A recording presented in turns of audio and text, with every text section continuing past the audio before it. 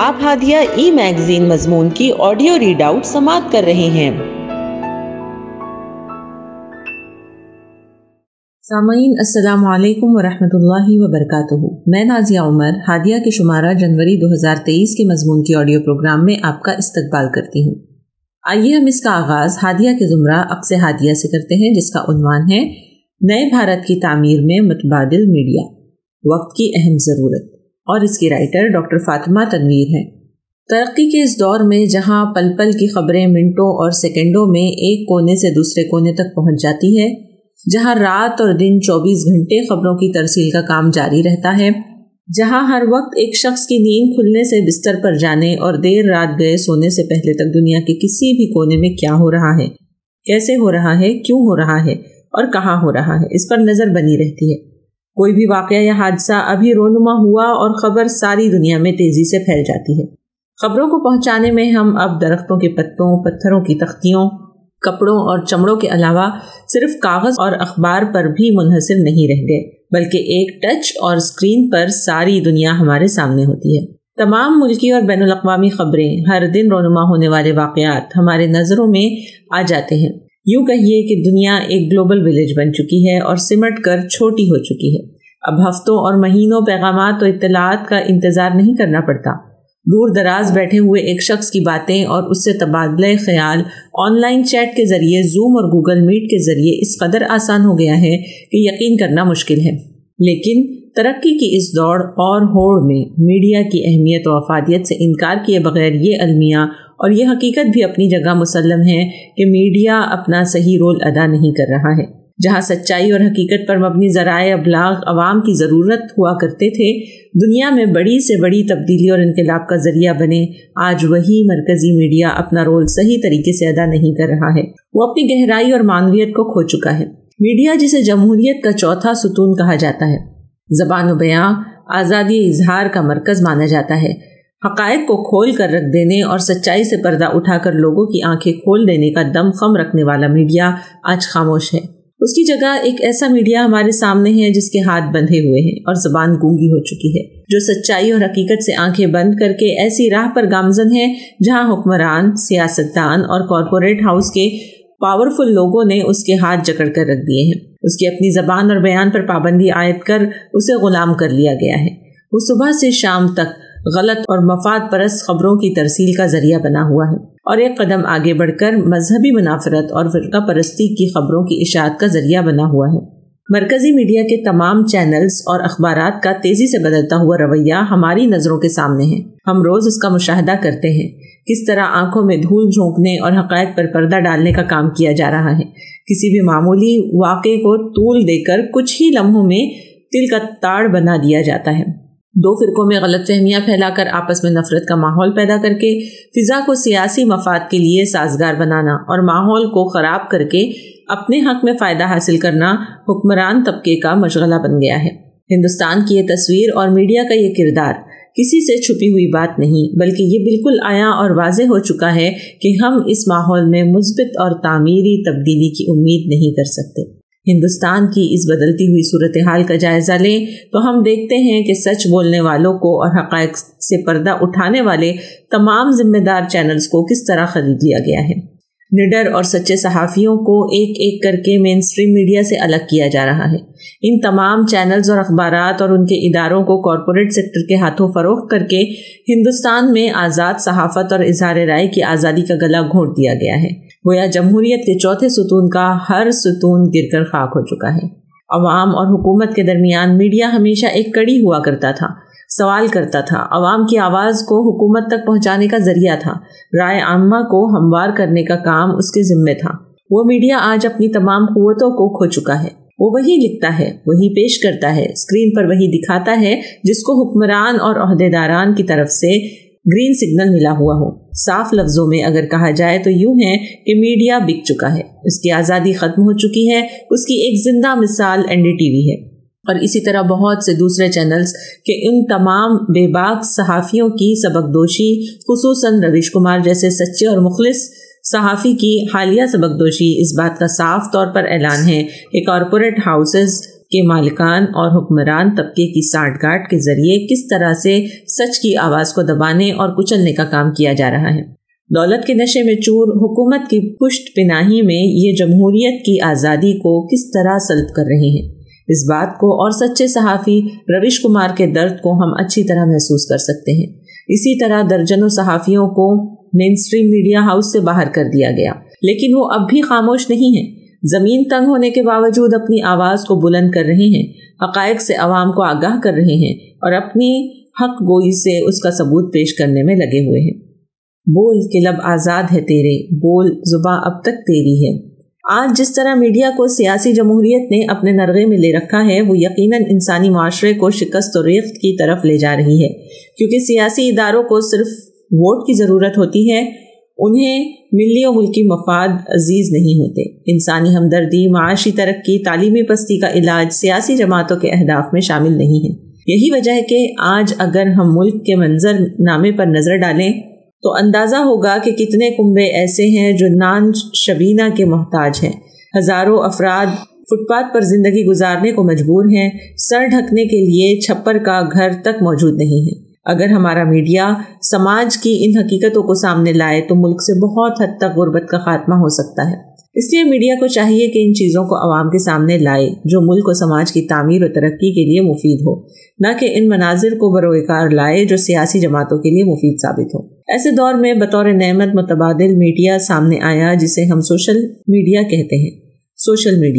Social media کے فوائد کا ذکر کیا جائے تو اگر اس کا مثبت استعمال کیا جائے تو بہت سے فوائد ہیں، جیسے کہ تعلیم حاصل کرنا آج کل کے دور میں بہت آسان ہو گیا ہے۔ مثلاً یوٹیوب کے ذریعے معلوماتی ویڈیوز دیکھ کر ہم اپنی معلومات میں بے پناہ اضافہ کر سکتے ہیں۔ جو شخص بھی جس قسم کی معلومات حاصل کرنا چاہتا ہے اس تک اس کی پہنچ بہت آسان ہو گئی ہے۔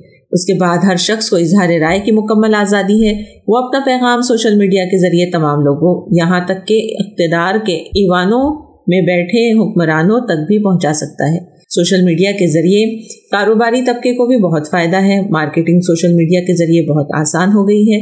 کسٹمرز اپنے من پسند چیزیں آن لائن ذرائع سے بآسانی گھر بیٹھے منگوا سکتے ہیں۔ سوشل میڈیا سے ٹرینڈ یا رائے عامہ کے ذریعے آپ حکومت کو کسی کام کے کرنے یا نہ کرنے پر مجبور کر سکتے ہیں۔ سوشل میڈیا مین اسٹریم میڈیا کے علاوہ متبادل میڈیا کے ذریعے کئی ممالک نے انقلاب کا خواب شرمندہ تعبیر کیا اور ظلم و استحصال کے خلاف مضبوط آواز بن کر ابھرا۔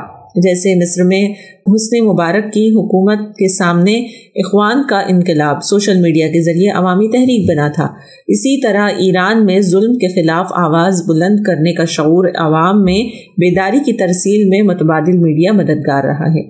ہندوستان کی شاہین باغ تحریک کو متبادل میڈیا نے کوریج دے کر ملک کے دیگر شہروں میں تحریک برپا کی اور اس کے برعکس مین اسٹریم میڈیا میں 2-1 چینل کے علاوہ کسی نے اس کو کوریج نہیں دیا۔ بہرحال ذرائع ابلاغ کی ضرورت و اہمیت سے انکار کے بغیر ہم آج تیزی سے متبادل میڈیا کی ضرورت کو محسوس کر رہے ہیں۔ ہندوستان کے تابناک مستقبل اور ایک نئے بھارت کی تعمیر کا خواب دل میں لیے ہوئے آج ہر ذمہ دار شہری کی نظریں متبادل میڈیا کی طرف اٹھ رہی ہے۔ اسی کے ساتھ ان تمام social media, news channels, news portals, YouTube, Facebook, Twitter اور انسٹاگرام پر خبروں کی ترسیل کا کام کرنے والے سبھی سچے ایماندار اور نڈر صحافیوں کی ذمہ داری اب بڑھ جاتی ہے کہ وہ اپنی ذمہ داری بحسن خوبی انجام دیں۔ لیکن چند صحافیوں سے یہ کام نہیں چلنے والا، بلکہ اس کے لیے میڈیا ہاؤسز کا قیام عمل میں لانے کی ضرورت ہے۔ ساتھ ہی جو صحافی حضرات اس میدان میں قدم رکھنے کی کوشش کر چکے ہیں اور اپنے چینلز اور پورٹلز چلا رہے ہیں، ان کی حوصلہ افزائی کی بھی ضرورت ہے۔ انہی ابھرتے ہوئے نیوز پورٹلز میں ایک نام انڈیا ٹمارو کا بھی ابھر کر سامنے آتا ہے، جس نے صحافت کے میدان میں ایک متبادل کے طور پر اپنی مدت کے 10 سال مکمل کیے اور صحافت کی ذمہ داری کو ادا کرتے ہوئے مسلسل عوام تک صحیح خبریں پہنچانے کا کام کیا۔ اس کی ایک رپورٹ پیش خدمت ہے۔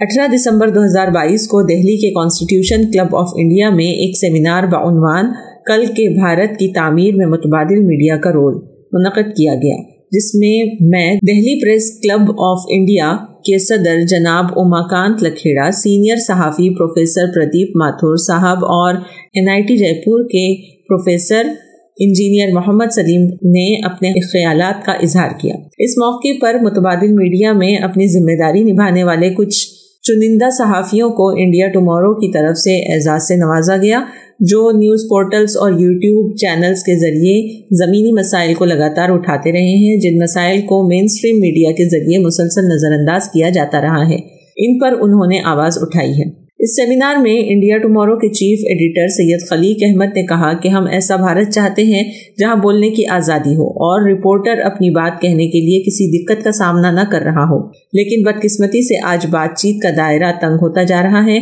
بولنے کی آزادی کو چھینا جا رہا ہے اور یہ کل کے بھارت کی تعمیر میں رکاوٹ ہے۔ اس پروگرام کے مہمان خصوصی اور پریس کلب آف انڈیا کے صدر جناب اماکانت لکھیڑا نے کہا کہ جمہوریت کے چوتھے ستون کو متبادل میڈیا نے ہی بچا رکھا ہے۔ انہوں نے مزید یہ بھی کہا کہ ان حالات میں جبکہ صحافیوں کو ڈرایا جا رہا ہے، متبادل میڈیا کے ذریعے عوام کے مسائل کو سامنے لانا یقینی طور پر قابل ستائش ہے۔ نیز مرکزی میڈیا خبروں کو دبانے کا کام کر رہا ہے، لیکن متبادل میڈیا ہی ان محروم لوگوں کے درد کو بانٹنے کا کام کر رہا ہے۔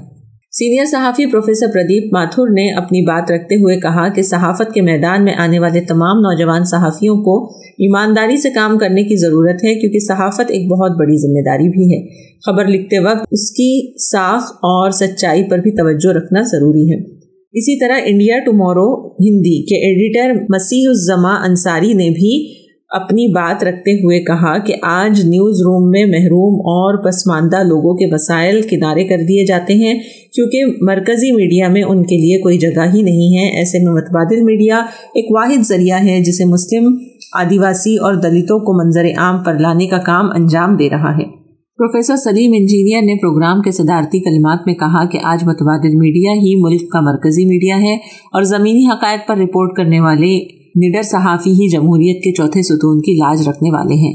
انہوں نے مزید یہ بھی بتایا کہ ہمت اور حوصلے کے ساتھ جمہوری اصولوں پر ڈٹے رہنے کا یہ وقت ہے اور یہاں موجود تمام صحافی بہت ہی ہوش مندی کے ساتھ اس کام کو انجام دے رہے ہیں۔ میرے خیال میں مذکورہ بالا سیمینار اور اس طرح کے دیگر پروگرام اور نئے ہندوستان کی تعمیر میں مفید ثابت ہوں گے۔ صحافت ایک ایسا پیشہ ہے جہاں ایمانداری اور سچائی کی ضرورت ہے، ورنہ اس کا حق ادا نہیں کیا جا سکتا۔ لوگوں تک سچ کو پہنچانا اور اسے جھوٹ سے دور رکھنا ایک ذمہ داری کا کام ہے۔ ایک صحافی جب خبروں کے ذریعے واقعات اور واردات کو لوگوں تک پہنچاتا ہے تو اس پر ہی لوگوں کے تاثرات اور ان کے یقین کی بنیاد قائم ہوتی ہے۔ اسی بنا پر فیصلے ہوتے ہیں، مجرم کو سزا اور مظلوم کی داد رسی ہوتی ہے، انصاف قائم ہوتا ہے۔ لیکن ایک جھوٹی اور غلط خبر کے پروپیگنڈے سے پوری دنیا میں تہلکہ مچ جاتا ہے۔ اس نازک اور ذمہ داری کے کام کو بہت ہی ایمانداری اور سوچ سمجھ سے ادا کرنے کی ضرورت ہے۔ چنانچہ ہم قرآن کی تعلیم سے رہنمائی لیں تو ہم دیکھتے ہیں کہ اللہ رب العالمین نے ہمیں صاف ہدایت فرمائی ہے اور کہا ہے، سورہ بقرہ آیت نمبر 42، وَلَا تَلْبِسُوا الْحَقَّ بِالْبَاطِلِ وَتَكْتُمُوا الْحَقَّ وَأَنْتُمْ تَعْلَمُونَ۔ جھوٹ کا رنگ چڑھا کر حق کو مشتبہ نہ بناؤ اور جانتے بوجھتے ہوئے حق کو چھپانے کی کوشش نہ کرو۔ اس نسخہ کیمیا کو آزمائیں گے تو ضرور سچی صحافت کا آغاز ہوگا۔ ہمارا ملک بھارت انصاف کی راہ پر گامزن ہوگا اور ایک نئے بھارت کی تعمیر میں متبادل میڈیا امید کی کرن بن کر ابھرے گا۔ ہادیہ مضمون کی آڈیو سماعت کرنے کے لیے شکریہ۔ امید ہے کہ آپ کو پسند آیا ہوگا۔ ہمیں آپ کے مشورے کا انتظار رہے گا۔ اپنا مشورہ، تبصرہ اور مضامین editor@hadia.in پر ارسال کریں اور ہادیہ ای میگزین کے مضامین کو پڑھنے کے لیے ویب سائٹ www.hadia.in سبسکرائب کریں۔ انشاءاللہ ہم اگلے ہادیہ ای میگزین کے شمارے سے دلچسپ مضامین کی آڈیو لے کر حاضر ہوں گے۔ تب تک کے لیے اجازت، اللہ حافظ۔